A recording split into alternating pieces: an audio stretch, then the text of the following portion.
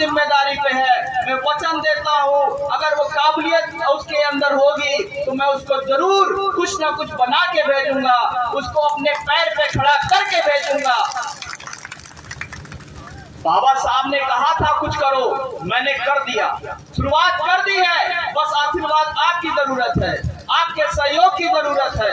कितने लोग मेरे इस क्रांति में सहयोग देने वाले हैं, क्योंकि मैंने शिक्षा की क्रांति चालू कर दी है। कितने लोग हैं जो मेरी क्रांति के साथ खड़े हैं, कितने लोग मेरे साथ आना चाहेंगे।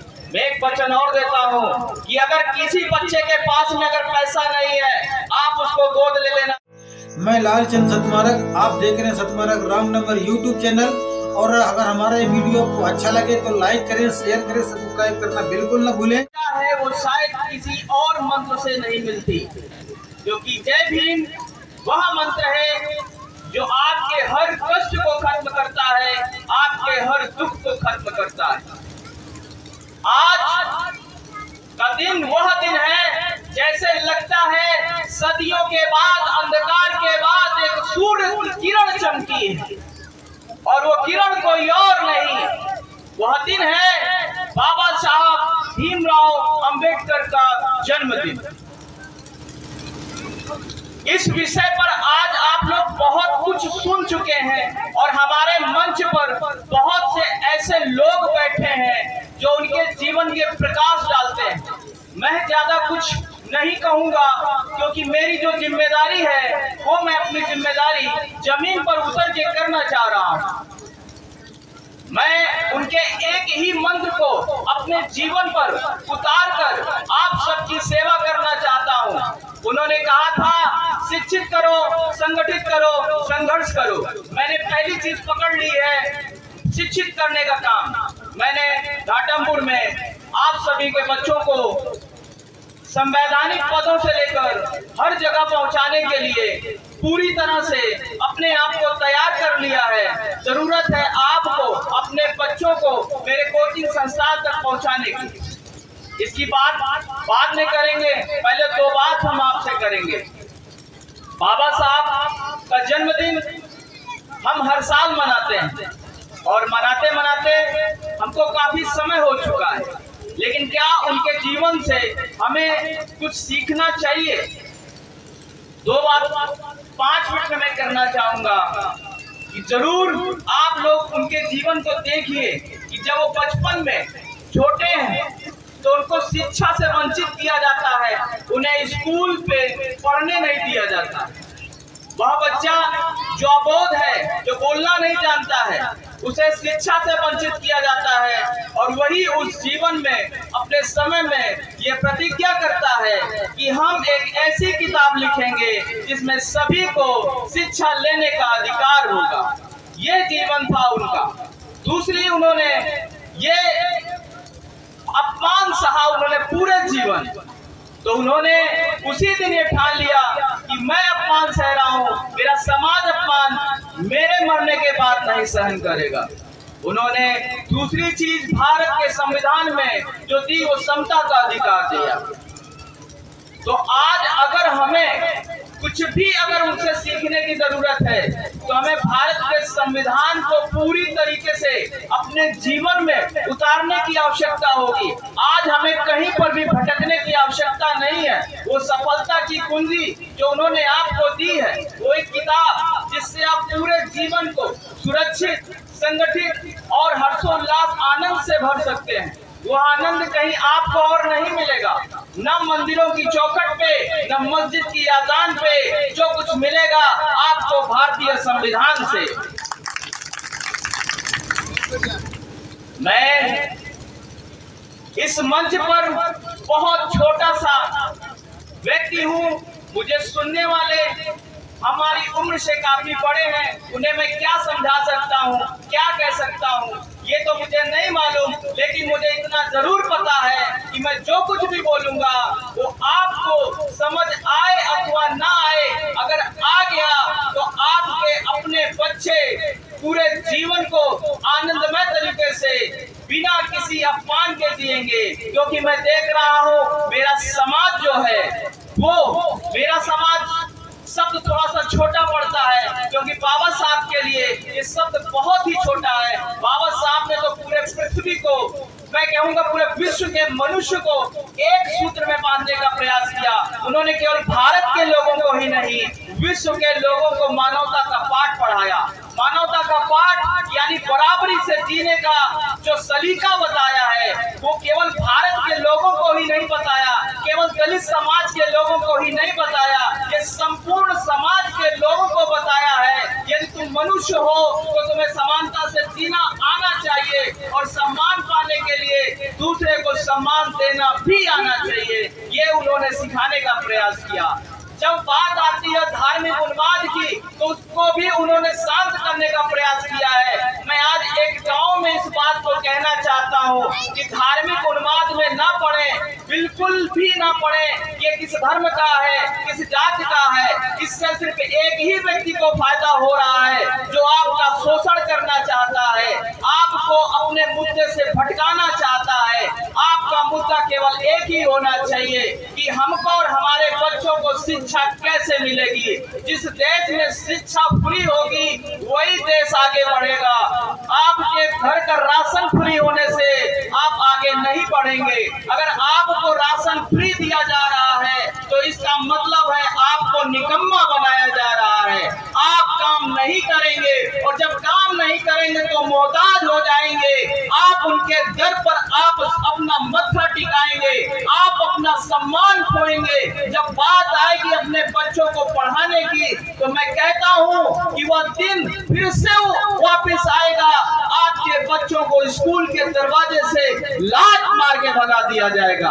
अगर उन बच्चों को स्कूलों में पढ़ाना चाहते हो तो सबसे पहले उनको और अपने आप को तैयार करो कि शिक्षा किसी भी कीमत पर हम अपने बच्चों को दिलाएंगे, क्योंकि बहुत मुश्किल से हमें शिक्षा मिली है। इसी कड़ी में मैं बताना चाहता हूं कि लर्नो कोचिंग संस्थान सिर्फ एक कोचिंग पढ़ाने का संस्थान नहीं है। मैंने यहाँ व्यवस्था करी है, जो भी बच्चा हमारे यहाँ पढ़ने आएगा इंटर के बाद में मात्र 1000 रुपए में पूरे साल पढ़ाऊंगा और तो और उन बच्चों को पूरा मार्गदर्शन दूंगा। वो जिस तरफ जाना चाहते हैं उधर लेकर के जाऊंगा।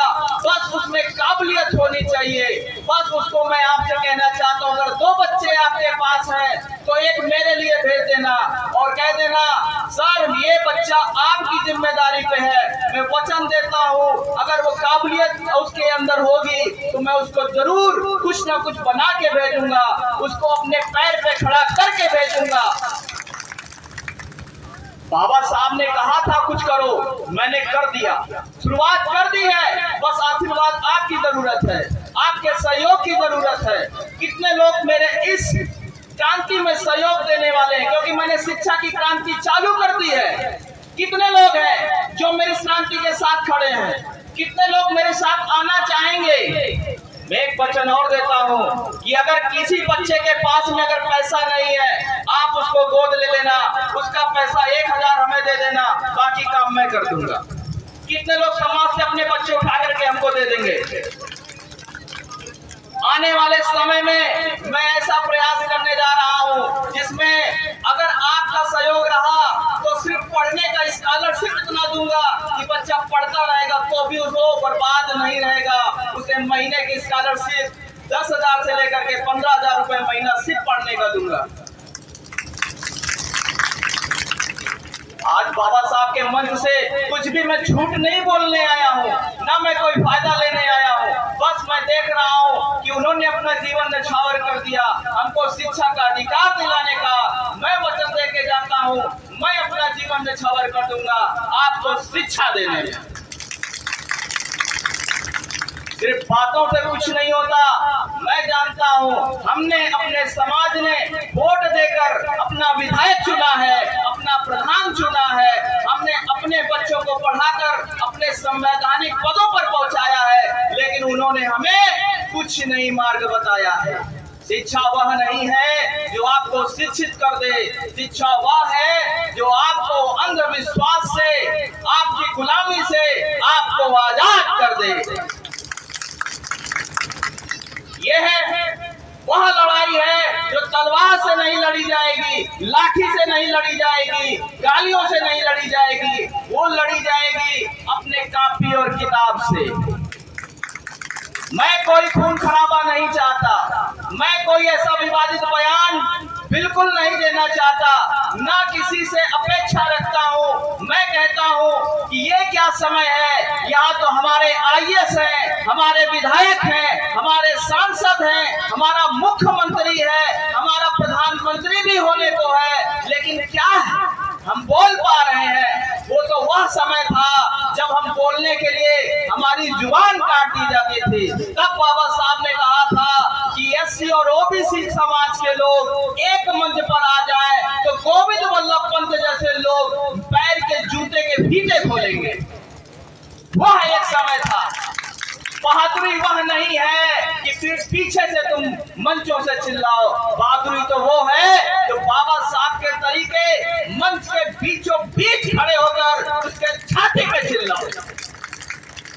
बाबा साहब ने इस तरीके से हमको अधिकार दिए हैं। आज हमसे किसी से लड़ने की आवश्यकता नहीं है।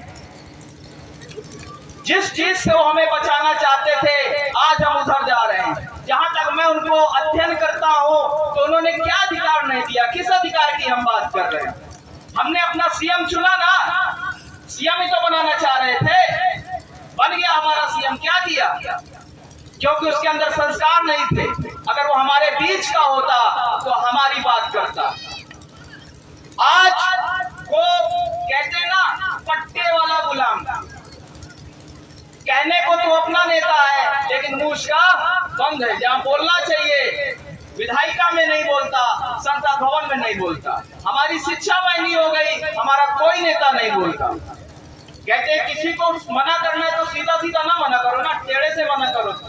आप गांव में भी करते हो ना, किसी को अगर आपको नाराज करना है, निमंत्रण देने जाना है, तो आप उससे कहोगे क्या कि तुमको हम निमंत्रण में नहीं बुलाएंगे। कहते हो क्या भाई? नहीं कहते हो ना। धीरे से क्या करते हो, उसके बगल वाले को निमंत्रण दो तो उसको कार्ड नहीं दे तो ऑटोमेटिक नाराज हो जाता है। होता है कि नहीं होता है? तो यही शिक्षा का काम है। क्या हम शिक्षा तो दे रहे हैं, लेकिन हम शिक्षा देंगे 1 लाख रुपए एडमिशन फीस लगेगी। तुम्हारे पास है नहीं ना, तो पढ़ा पाओगे? सीधे सीधे मना किया गया, मना तो किया लेकिन तुम समझ पाए। आपको भिखारी बनाना था तो क्या कहा? भिखारी बनाने के लिए आपके पास क्या होना चाहिए? आपका जो गर्व है, जो सम्मान है, पहले सर झुकाना चाहिए। आपके बच्चे सरकारी स्कूल में पढ़ते हैं, सबसे पहले कटोरा थमाया ना। बच्चे सुबह क्या करने जाते हैं? पढ़ने जाते हैं कि खिचड़ी खाने जाते हैं? अगर इतनी ही चिंता थी बच्चों की तो आप जैसे स्कॉलरशिप देते हो, ऐसे ही उन बच्चों को जो पढ़ने जाते हैं उनका खाता खुलवा देते, पैसा दे देते, बच्चों का खाना मम्मी उनकी खुद बना देती। ठीक, वहाँ पढ़ाई होनी चाहिए। और तो और बच्चों को छोड़ो, जो वहाँ पे टीचर हैं उनको भी ऐसी व्यवस्था करी है। मैं इस व्यवस्था से एग्री नहीं हूँ, इस वजह से मैं बात कह रहा हूँ। अगर मेरी आवाज किसी तरीके से विधायक या सांसद के कानों पर पहुंचे तो मैं उनसे विनम्र निवेदन करता हूं कि ऐसी व्यवस्था का वहां पर विरोध करें, वो व्यवस्था लागू ना हो। इस तरीके से हमारे बच्चों के अंदर पढ़ने का कम और इधर उधर भटकने के रास्ते ज्यादा मिल रहे हैं। मास्टर साहब को सुबह से सिलेंडर लेने जाना पड़ता है, वो पढ़ाएंगे स्कूल में? नहीं पढ़ाएंगे। उनको चिंता होती है जब वो बेचारे 12 महीने की पढ़ाई में और 6 महीने तो केवल विधायिका के चुनाव, जिला पंचायती का चुनाव, प्रधानी का चुनाव यही कराते रह जाते हैं, तो पढ़ाएंगे क्या हो? तो शिक्षा तो पहले हमारी बचपन से समाप्त की जा रही है। तो बच्चे किसके पढ़ रहे हैं? जिनके पास पैसा है। आज मुद्दा उसका नहीं है कि आपके पास पैसे हैं कि नहीं है, आप किस जाति से, किस धर्म से। मुद्दा ये कि आप गरीब हैं तो आप सुरक्षित नहीं है। तो किसी भी तरीके से गरीब वही है जो शिक्षित नहीं है।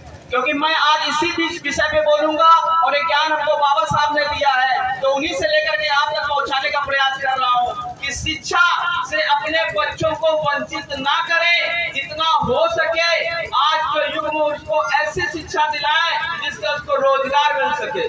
तो एक बार मैं अपने विचारों को विराम दूंगा, क्योंकि हमारी मंच में बहुत से लोग बोलने के लिए तैयार हैं, तो हमें इजाजत दीजिए। और अपना साथ की जरूरत है, तो कितने लोग अपने बच्चों को भेजेंगे?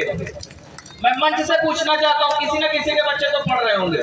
पढ़ रहे हैं सर आप लोगों के?